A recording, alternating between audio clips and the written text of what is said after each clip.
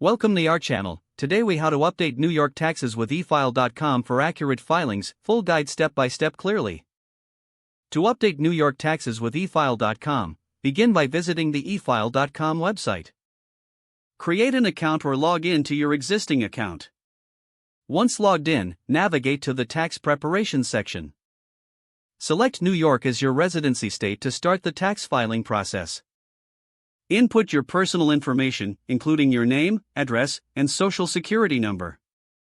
Next, enter your income details from all sources, such as W-2s and 1099 forms. Make sure to include any additional income, like interest or dividends.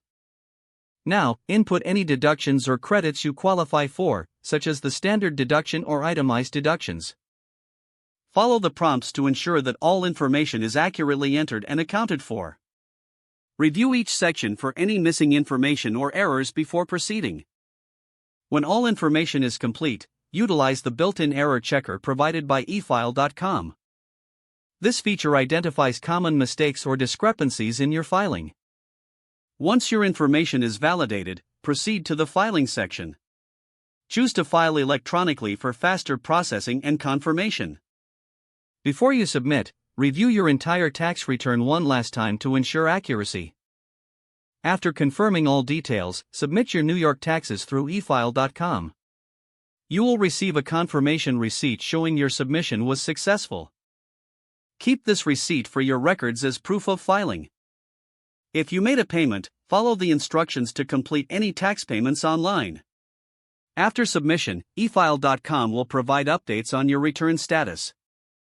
Check back regularly until your return is processed and accepted by the state. Congratulations, you've successfully updated your New York taxes using efile.com.